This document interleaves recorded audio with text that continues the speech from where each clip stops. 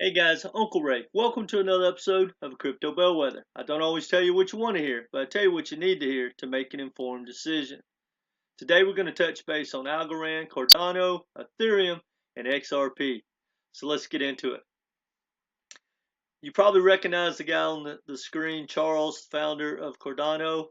Well, he's excited, according to the article, that Algorand and Cardano are now interoperable. And that is pretty big news. And it's probably not for the reasons you think. But here's what's going on. There's a layer 2 rollup called Milkamita that makes Algorand and Cardano Ethereum virtual machine compatible. And that is huge, guys. So that opens up that entire Ethereum ecosystem to both of those blockchains.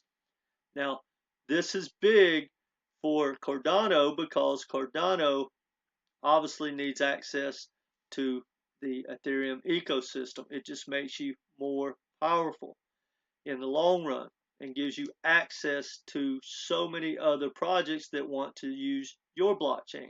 And that's the same thing goes with Algorand.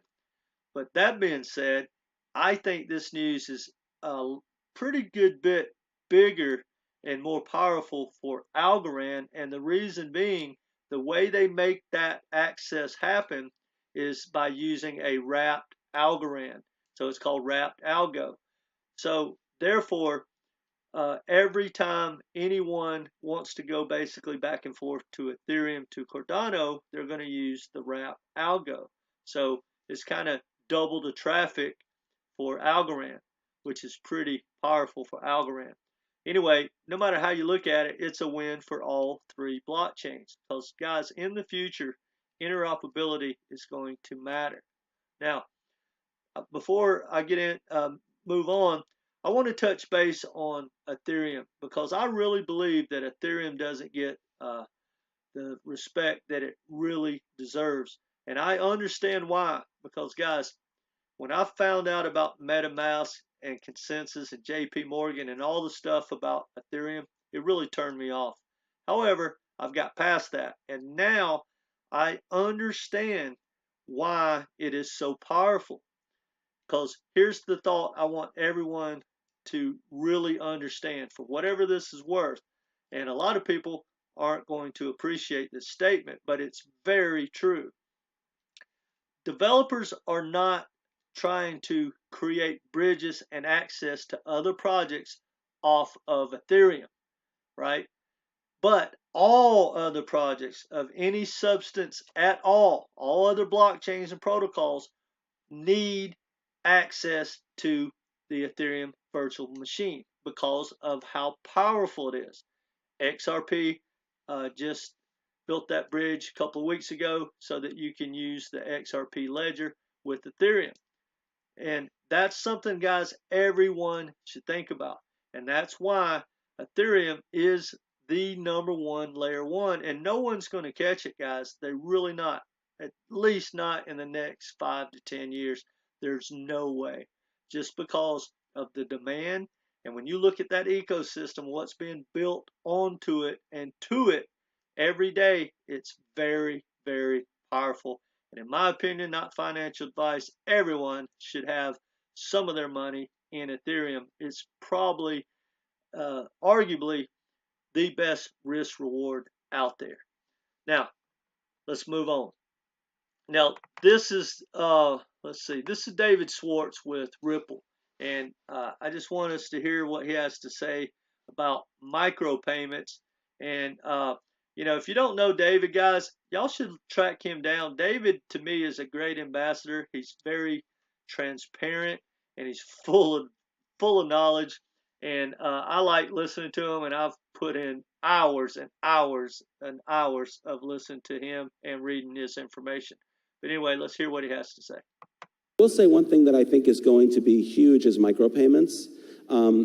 This gets a little out there for this audience maybe, but I think micropayments are going to sort of take over the world the way packet data kind of took over the world. I think that if you can make small payments very cheaply and you can make billions of them without a problem, then you don't need anything else. You don't need some special So think about that, guys. For whatever that's worth, you know, that's David saying how powerful micropayments are going to be in the future. And I definitely tend to agree with him. But check this out. Now that's David. Now he's with Ripple XRP, but check out this news. It gets back to Cardano. Cardano to scale to 1 million transactions per second with Hydra for micropayments on ADA blockchain. So you got Ripple, developer telling you how powerful that is, and then this news just pops out for Cardano. Now, if for the people that just want to know how it works, Hydros basically can do 1,000 transactions per second, but there's 1,000 pools. So it's 1 million transactions per second. And when you dig into it, from what they're saying, once the technology keeps advancing, they expect you to be able to just keep growing those transactions per second over time. And this puts them on the level with Visa. That is immensely powerful. Now, let's get into XRP. Actually, one more second. Let's back up. Cardano, right now, guys, I know has just been falling and falling and falling. But here's what I want to tell you about Cardano, and it's something that really, really matters. When you see downtime, you want to see people putting money into projects, and they still develop every day. Well, Cardano, guys, when you follow commits, which commits are basically just what the developers commit to, reaching as far as building something on the project. Cardano leads that area, as far as I can tell, day in, day out. And here's what I truly believe. Now, this is not financial advice. When you have that kind of development being, going on every single day in the future, it's the price is going to catch up with what they've created. And I'll give you an example. When I was going down the rabbit hole on this Hydra, there was a paper that talked about this. Guys, it took 2 years to go from the paper of what they wanted to create to making it happen. 2 years. And I believe, as far as Cardano goes, they may not be doing things like we would do it, or like Solana did it, or Ethereum. But guys, when they finally finish up, it's going to be ready to roll. It's not going to be in beta. It's not going to have any issues. They're going to roll it out, and it's going to be a powerhouse for whatever that's worth. Now, let's get into XRP. Well, on the video from before, when he talked about micro payments, he talked about a company called Coil. And he said Coil already does this. And so I wanted to dig into that and see what Coil was all about. And I did. Well, Coil is kind of leading the way in that area. And basically what Coil does, guys, and if you've paid attention, we hear about this a lot, but they're not really doing it in a powerful way yet. But you've probably heard them talk about, like, when you use social media, let's say Twitter, because this is big, and Twitter is talking about this right now. How, they're talking about like $8 a month, but they're also talking about, like, when you want to maybe read something or leave a message or whatever, you just pay a micro payment, like a penny, right? And it just tick, tick, and it's gone, or you already have it linked to your account. So as you scroll down, it literally might cost you a dime to stay on Twitter for an hour or something like that. Well, they're already doing that. It hasn't taken off in a big way, but it is going to solve so many problems, guys, because like the cancel culture, for instance, they're not going to pay to try to cancel you. You can bet on that. People aren't going to pay to be a smartass, on in the comments section. So I'm excited for all that to take off. And so anyway, being that Coil seems to be leading the way, I wanted to see if they might have a token or a plan for one, or if they ran on a blockchain or whatever. Well, come to find out, Coil was created by an ex-Ripple employee. He used to work with David. I assume he worked on the XRP ledger. Now, he spun off basically and he built Coil on the XRP ledger. But you have to use XRP. So that is really, really bullish news for XRP. I believe fast forward 5 to 10 years from now, that might be one of their most powerful avenues, because, as social media grows and changes and becomes more decentralized, just like David said, micropayments is basically going to take over everything. So that's a big win for XRP, in my opinion, long term. It's not going to move the needle tomorrow. It probably didn't move the needle when they announced it, whenever they did. But I'm just now uncovering it for whatever it's worth. But I think it's pretty powerful. And as you see things evolve with like Twitter and all these new decentralized protocols, social media platforms come about, you're going to see Coil and XRP probably take off. That's going to be a very strong point for them, I believe. Now, last thing I want to show you is I want to get back to this video for whatever it's worth, and it's being a little cheeky with some of the XRP community, because I know they don't like to hear positive things about Ethereum all the time.